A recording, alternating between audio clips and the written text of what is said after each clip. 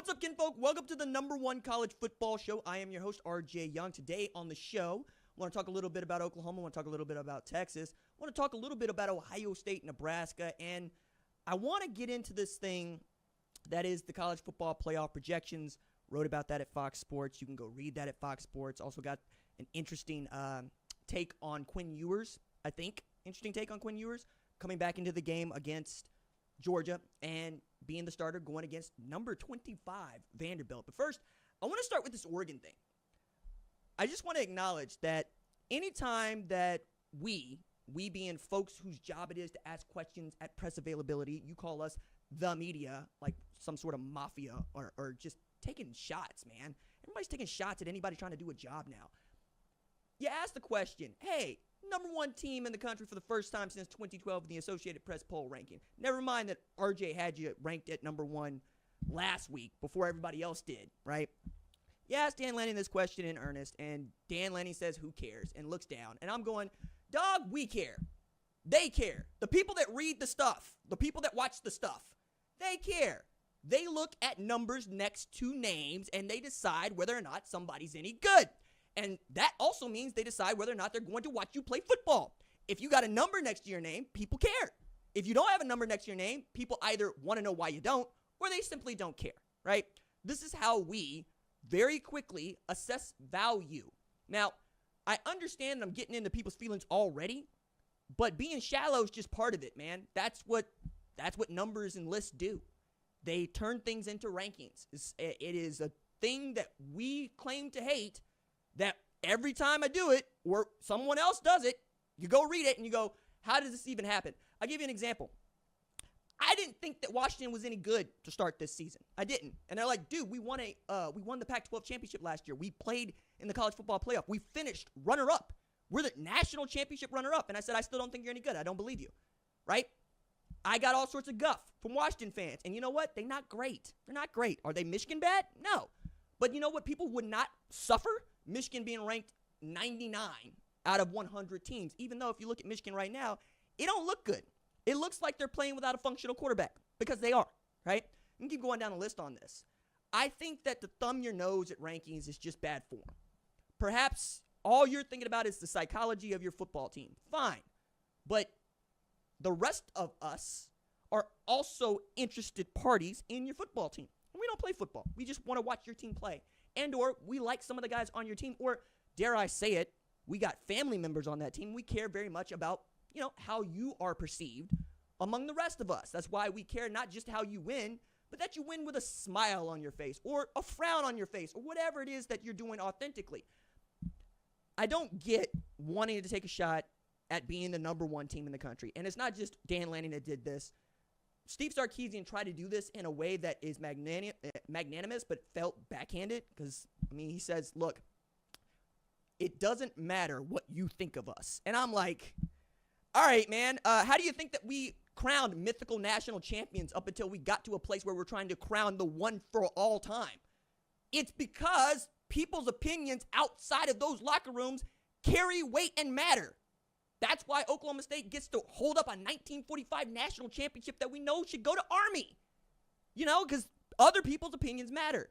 I'm never going to be about dunking on being the #1 ranked team. It's never going to be a thing that I enjoy. I think that if you are ranked, you acknowledge it. You ain't got to be jumping up and down and proud, but Oregon being a #1 ranked team for the first time in 12 years is worth more than who cares. It is. It's worth more than sending 12 men on the field to try to run out the clock, right? It's not worth as much as perhaps beating Ohio State at Autzen by 1 point, but it's worth something to the rest of us, and that's kind of what it is, right? That's the point. The point is, it might not be worth a damn to Dan Lanning, right? But Dan Lanning, the Oregon football coach, I would like to see that he thinks more of it for the rest of us and for the folks that have been Duck fans forever. Going back to when Bobby Moore played wide receiver at Oregon and not Ahmad Rashad. If you don't understand, then I ain't talking to you. I'm talking to the person that understands. The person that knows that Oregon football ain't won a national championship. And this is their best chance to do just that. You can't do that unless you're one of the 12 best teams in college football. And we put numbers next to those. If you were undefeated and you were ranked behind Georgia, would you have a conniption about it? Maybe not. But when it comes to seeding, you would.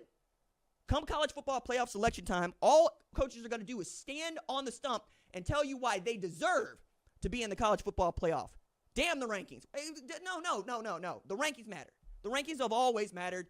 They will always matter. The seeding matters a little less than it used to because we're not just handing out national championships to anybody now, and people decide to get mad about it. There is an old stodgy take that bothers me to this day, that the expansion of the college football playoff and the idea of trying to have the one true champion is a bad thing for college football, because they would say college football is regional. It's not supposed to be about national championships. There's only a couple of programs in the sport that play for national championships. No, that's not true. That's not true. It's a bold-faced lie. It's not only a bold-faced lie, it goes against everything that you want to believe, right? You want to believe that if you got a team and that team is good, you got a shot in the tournament. It's one of the reasons we love the NCAA tournament, right? We love watching men's and women's basketball teams go at it because anybody could win it, but not anybody does. But everybody gets a shot, right? That's the point. I want to be the number one team in the country because I hold the belt. I don't want to share that title. Who wants to share being number one? Who wants to share a championship? Nobody. I want to duke it out. Put them in the ring with me. If I get my ass beat, then that's what that is, right? I can live with that. I can't live with not getting a shot. I certainly can't live with somebody telling me I'm not good enough if I beat everybody in front of me. Okay, give me somebody to beat. Now, is that going to make for great television? No. Have we decided that we don't want to watch that game? Yes. Are we going to be made to eat it if Liberty is the highest ranked Group of 5 champion? They ain't played nobody? Yeah. But you know what? They'll get beat and we'll move on with our business. Instead, I got a whole bunch of folks out here who want the regionality of the sport to be dominant in a culture that is monolithic. Like, we have become much more of a monoculture than the internet intended, right? Internet was supposed to be this place of democratization when really it's become this place where you create these communities or these corners and then you ostracize people that ain't been there the whole time. I'm not with that. I hate that.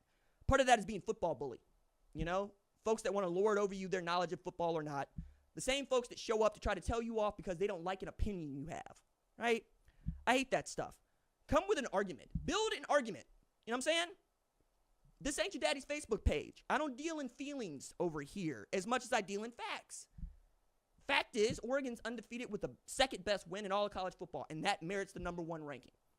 If it didn't, we wouldn't give it to Oregon. And that's what happened. Acknowledge that. Acknowledge you're the best team in football right now. Acknowledge that there's only one way to go from there. And embrace it. Embrace the struggle that it will be to maintain the number one ranking all the way through January 20th. Either step up and be about it or don't. But don't say who cares. That's just mean.